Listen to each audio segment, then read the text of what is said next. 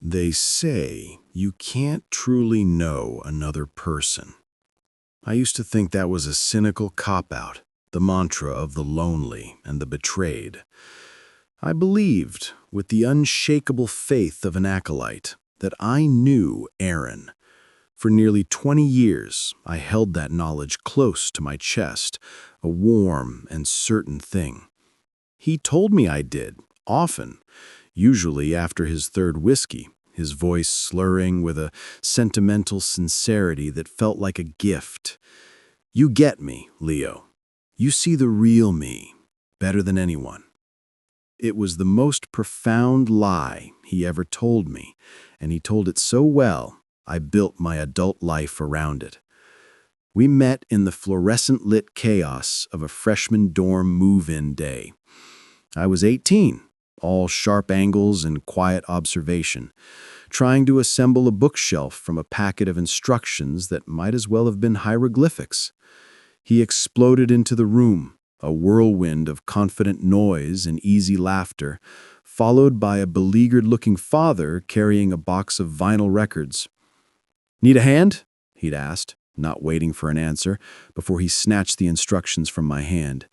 He glanced at them for all of 3 seconds, tossed them over his shoulder, and with a series of efficient, decisive clicks and snaps, had the thing assembled and standing upright.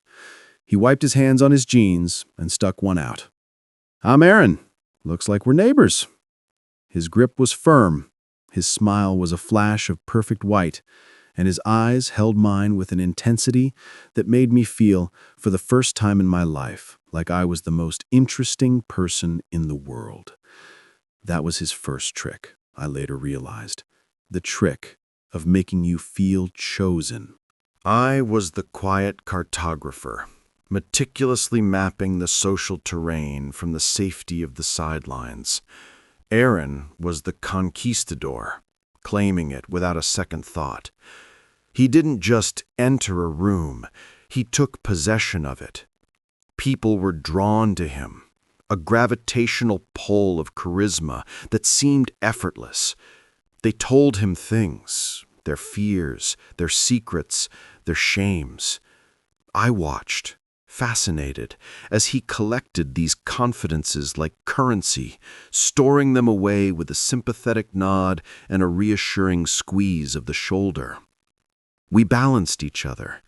His was a world of bold primary colors. Mine was a landscape of nuanced shadows and halftones. Where he charged, I considered. Where he spoke, I listened. He was the sun, and I was the moon, reflecting his light, comfortable in the complementary nature of our orbits. For years, it worked. We graduated, found apartments in the same city, and climbed the corporate ladder at different firms, our friendship the one constant in a world of flux. He was the best man at my wedding. I was the one he called when his father died. I thought the bond was titanium. But titanium can fatigue. It develops microscopic cracks under repeated, invisible stress. The first crack appeared during a group project in our final year. We'd pulled an all-nighter, the 4 of us, fueled by cheap coffee and desperation. I was the one who had structured the entire presentation, who had written the bulk of the analysis, who had found the statistical model that made our argument unassailable. Aaron was the front man, the one with the golden tongue, who would deliver it. After the presentation, which he performed with the flair of a Broadway star, the professor praised our team's cohesive vision and exceptional research. Aaron, without a flicker of hesitation, had leaned into the microphone and said, "Thank you, sir. The research phase was particularly challenging, but I felt it was crucial to build from a bedrock of primary data. Not we. I. A small thing, a petty thing, maybe. I remember the hot, sharp pinprick in my chest, quickly smothered by reason. He's just the spokesperson. It's a figure of speech. Don't be that guy. I let it go. I always let it go. The cracks multiplied in the years that followed, a slow, seismic shifting of my perception. He had a way of curating his struggles for maximum effect. A minor setback at work became a Shakespearean tragedy when he recounted it over drinks, his performance designed to elicit sympathy and affirm his role as the valiant, beleaguered hero. He never outright lied in these performances. Not then. He was a master of emphasis and omission, a director carefully editing the film of his life to cast himself in the best possible light. And the small, pointless lies, they were the most unsettling. He'd claim to have seen a film he'd never seen, read a book he'd only skimmed the summary of, had a childhood experience that seemed to shift and change depending on the audience. They were harmless, these lies. They built no monuments and destroyed no lives, but they were calculating. They were designed to build a specific version of Aaron, cultured, experienced, relatable, brick by invisible brick. The most insidious habit, however, was his subtle deflection of blame. A missed deadline was because of unclear communication from a junior colleague. A forgotten commitment was due to a family emergency that was always just vague enough to be unverifiable, but serious enough to command instant forgiveness. He never shoved responsibility onto others. He simply let it slide, like water off a Teflon coat, always landing on someone else's shoes. And I, his loyal friend, was often there with a towel, mopping up the mess. I'd smooth over the ruffled feathers of the colleague. I'd cover for him with a client. I'd explain his absence with a believable excuse. I did it because I loved him. He was my brother. And if I'm brutally honest with myself, a part of me, a part I despised, envied the effortless way the world bent to his will. He navigated life with a cheat code, and I was his accomplice, ensuring the game never caught up to him. At some point, the collection of these chalcigia, the micro-fissures in his facade, coalesced into a single, chilling realization. It didn't come in a thunderclap, but as a slow, dawning horror, like realizing the house you've lived in for years is built on a sinkhole. Aaron didn't have a personality. He had a strategy. He was a mirror, reflecting back whatever the person in front of him most wanted to see. The ambitious go-getter for our bosses, the vulnerable confidant for our friends, the loyal brother for me. There was no core, no central, immutable self. There was only the performance and the audience. The knowledge sat inside me like a shard of ice, cold and sharp. I could feel it there, but I learned to ignore its chill. What was the alternative? To tear down the central pillar of my own social world? To admit that 2 decades of friendship were a performance?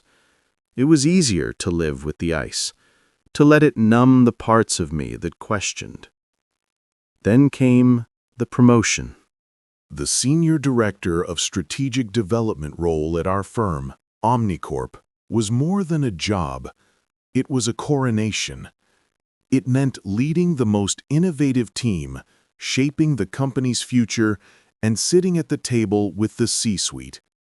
I had been working towards it for 5 years, quietly, diligently.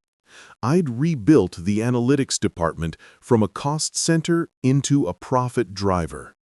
I had the trust of my team, the results on a spreadsheet, and the quiet, steady ambition that comes from knowing your own worth.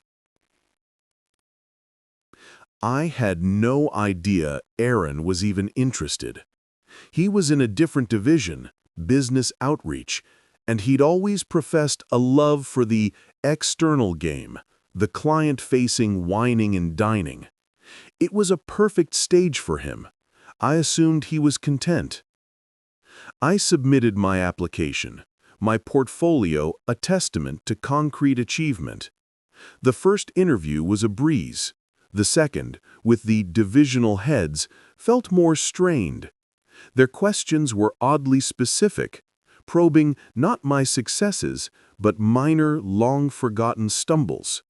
A project that had been delivered a week late 2 years prior due to a vendor issue. A miscommunication with a stakeholder that had been resolved within hours. I answered honestly, dismissing them as learning experiences, but a faint alarm bell was ringing in the back of my mind. The final meeting was with my direct boss, a man named Richard, a decent sort who valued transparency. He looked uncomfortable, shifting in his leather chair. He said, "Leo, your work is exceptional. Your results speak for themselves. But there are concerns about your leadership qualities." The words landed like a physical blow. "Concerns?" I managed, my voice tight. "From whom? My team feedback has been glowing." "It's not about the feedback," Richard said, avoiding my gaze. "It's about a pattern of, well, minor lapses in judgment, a certain rigidity. HR received an anonymous submission, a compilation of incidents that, taken together, suggest a potential for instability under pressure." He slid a printout across the desk. It was a masterpiece of malicious curation. There was the vendor delay, framed as my failure to manage external relationships. The miscommunication was twisted into a pattern of poor listening skills. There were quotes from meetings taken brutally out of context that made me sound dismissive or arrogant. It was a mosaic of tiny, insignificant truths arranged to depict a complete and utter fraud. Every single piece of data was something only someone with deep, intimate access to my professional life and someone who understood the company's political language could have assembled. The ice shard in my gut melted instantly, replaced by a boiling, comprehending rage. There was only one person who had that access, only one person who was that skilled with the surgical application of truth, only one person who saw this promotion as a competition he hadn't even told me he was entering. I found Aaron in the sleek, modern silence of the office kitchen, meticulously preparing an espresso. He looked the picture of casual composure. "The senior director role," I said, my voice dangerously calm. "Did you apply for it?" He turned, his face a mask of mild surprise. "Oh, that? Yeah, I tossed my hat in the ring. Didn't think much would come of it. Why?" His eyes were wide, guileless. "Someone sent HR a document, a list of every minor mistake I've made since I started here." His expression shifted seamlessly to one of concerned outrage. "What? Who would do that? That's insane, Leo. Your record is impeccable." He put a hand on my shoulder, the familiar brotherly gesture now feeling like a violation.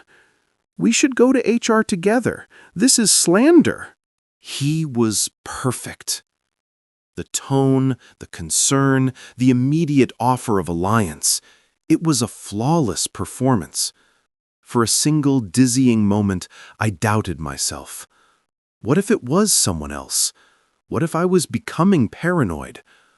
The document was anonymous, after all. Maybe I was looking for a monster where there was only a rival. And then it happened. As he stood there, his hand on my shoulder, his face a sculpture of righteous solidarity, the corner of his mouth twitched. It wasn't a smile, not quite. It was a tiny, almost imperceptible tightening, a subtle curl of satisfaction at the very edge of his lips. His eyes, for a fraction of a second, lost their Beiyang Shoutrud the Guanxie and held a flat, cold light of victory. It was the look of a chess player who has just forced their opponent into a checkmate they don't even see coming. The win smile. In that instant, every doubt evaporated. The shard of ice reformed, larger and colder than before, freezing the rage in my veins into something still and absolute. The last illusion shattered. The brother I loved was a phantom. The friendship was a contract I hadn't known I was signing. The anger didn't just leave me, it was erased, replaced by a void. I felt nothing for the man standing in front of me, nothing at all. I removed his hand from my shoulder.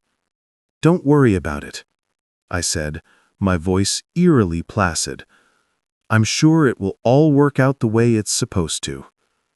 The surprise on his face was genuine this time. He had expected tears or accusations or pleading. He had prepared for a dramatic scene he could manage. He was not prepared for nothing. I walked away, and with every step, the plan formed in my mind, cold and clear. Revenge was a crude instrument. A confrontation was a spectacle that would only give him another stage to perform on. Sabotage was his game, and I refused to play it. I would do something far quieter, far more profound. I would stop being his audience. I would stop holding his mask in place.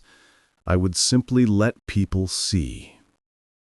The following Monday, I began my experiment in truth. It started in a project sync-up, a meeting with half a dozen colleagues from various departments, Aaron included. He was holding court, explaining a delay on his end of a shared project. "And so the analytics from Leo's team finally came in late Friday," he said with a weary sigh, "which put us behind the 8 ball from the get-go. I'm playing catch-up now, but I'll have it to you by EOD Wednesday." It was a classic Aaron move. A small, plausible lie that shifted blame and painted him as the diligent worker overcoming someone else's obstacle. In the past, I would have stayed silent, or worse, nodded along, implicitly validating his story. This time, I looked up from my notes. "That's not correct, Aaron," I said, my tone neutral, factual. "The finalized dataset was sent to you on Tuesday morning. The email timestamp is 9:14 a.m. My team logged it in the shared tracker." The room went quiet. Aaron's smile didn't falter, but it became fixed, a little brittle. "Oh, right, the finalized set. I was talking about the preliminary numbers. Must have gotten my wires crossed." He laughed, a hollow sound. "Thanks for the clarification, Leo." A small thing, but I saw the glances around the table, a flicker of doubt. The next opportunity came a week later. We were at a casual after-work drinks, a group of us from the office. Aaron was telling a story about a difficult client, a story I knew well because I'd been there for most of it. In his version, he was the lone wolf, the brilliant negotiator who'd single-handedly saved the account with a dazzling last-minute maneuver. "And then I told him," Aaron said, leaning in, his voice dropping for dramatic effect, "Philip, that term is non-negotiable. We walk away now. Your Q4 launch is ash." You should have seen his face. He waited for the appreciative chuckles. They came, but they were weaker now, hesitant. I took a sip of my beer. I remember that 3-hour conference call where Sarah from legal basically rewrote the liability clause on the fly. That was the real turning point. She was incredible. I didn't accuse him of lying. I didn't say, "That's not what happened." I simply added a missing, truthful piece to the puzzle. The story was no longer a solo heroic epic. It was a team effort. The heroism was diluted. The focus shifted. Aaron's eyes flicked to me, and for the first time I saw a spark of genuine confusion, then a flicker of annoyance. He couldn't call me out on it. I was just adding context, being a good team player. This became my new vocation. I became a curator of reality. When he subtly insulted a junior designer's work by saying, "It's a brave attempt," I would add, "I think the typography exploration is really innovative. Let's see how we can build on that."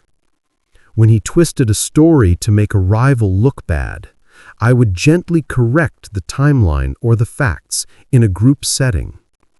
When he tried to claim credit for an idea in a brainstorm, I would say, "Yes, that reminds me of the concept you were workshopping with Jessica last week. Her input was great." I never raised my voice. I never showed anger. I was a scientist, and he was my specimen. I was merely removing the filters through which everyone had always viewed him. I was turning up the lights on his one-man show, revealing the cheapness of the sets and the sweat on the actor's brow. The effect was slow, cumulative, and devastating. People stopped laughing so readily at his jokes. The easy trust they had placed in him began to harden into wariness. Invitations to lunch became less frequent. His charm, once an irresistible force, now came across as just that, charm, a technique, a tool. Without my implicit endorsement, without me there to vouch for the man behind the curtain, the performance started to look like a performance. He tried to adapt, of course. He turned up the volume on his old strategies. He told more elaborate stories, offered more effusive sympathy, laid on the charisma thicker. But it was like watching a musician play an instrument that was badly out of tune. The notes were the same, but the music was grating, wrong. He confronted me about it 2 months into my campaign. He cornered me in the parking garage, his face a mask of strained affability. "Leo, buddy, is everything okay?" he asked, his voice laced with a false concern that now sounded tinny to my ears. "Of course," I said, unlocking my car. "Why wouldn't it be?" "It's just, you've been different lately, in meetings. You're always correcting me. It feels like you're gunning for me, man." I looked at him, truly looked at him. I saw the panic in his eyes, the desperate confusion of a man who had lost his script. He didn't understand the rules of this new game. There was no grand accusation to deny, no enemy to vanquish with a well-placed lie or a burst of charisma. His opponent was the truth, and I was merely its quiet, patient mouthpiece. "I'm not gunning for you, Aaron," I said, my voice flat. "I'm just saying what I see. That's all." I got in my car and drove away, leaving him standing alone in the concrete gloom. He looked smaller than I remembered. The unraveling accelerated. It was a psychological cascade failure. The less people responded to his act, the more desperately he performed, and the more desperately he performed, more transparent and pathetic he seemed. He was a fly trapped in the amber of his own artifice. The promotion, of course, went to someone else. an external hire, a quiet, competent woman who asked sharp questions and credited her team. The irony was so perfect it was almost poetic. I watched Aaron's decline with a clinical detachment that sometimes, in my darker moments, frightened me. There was no joy in it, no schadenfreude. It was like watching a building being demolished, not by a wrecking ball, but by the slow, patient removal of its key structural supports. There was a grim inevitability to it.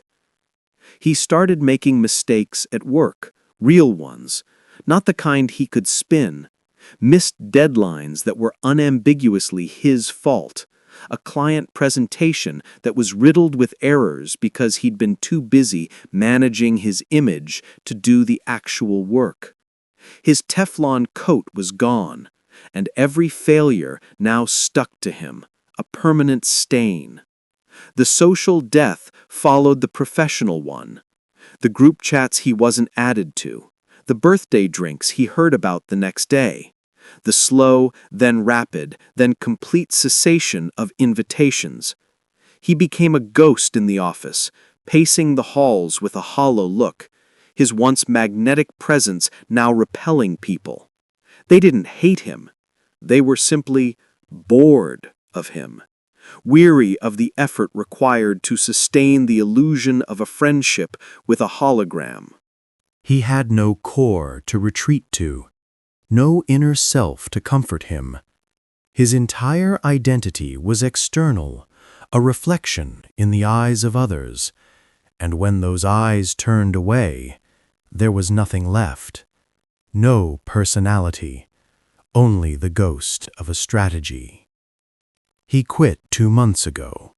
There was no dramatic scene, no farewell email. He simply cleaned out his desk one evening after hours and disappeared. His phone was disconnected. His apartment was listed for rent. It was as if he had been a temporary program running on the main server, and someone had finally hit delete. At work, people talk about him in hushed, pitying tones. "It's so sad," they say. "He just fell apart. He changed. I hope he gets the help he needs." They miss the point entirely. The terrifying, darker truth they cannot face is that he didn't fall apart. He didn't change. This was always the reality. The man they loved, the man I called my brother, was a phantom, a complex amalgamation of mirrors and smoke. He didn't crumble. He was simply revealed. He finally ran out of people, and most importantly, he ran out of me to hold the mask up for him. Sometimes, in the deep silence of the night, I wonder. I don't wonder if I went too far. I look at the peace in my own life, the genuine connections I've fostered now that I'm not constantly propping up a false one, and I feel no remorse. My action was not one of malice, but of profound surgical clarity. No, the question that sometimes whispers to me from the dark is much simpler and much more damning. I wonder if I should have done it sooner. What's the most unexpected plot twist you've ever seen in a relationship? Let us know in the comments. For more stories about the sharp edges of human nature, subscribe.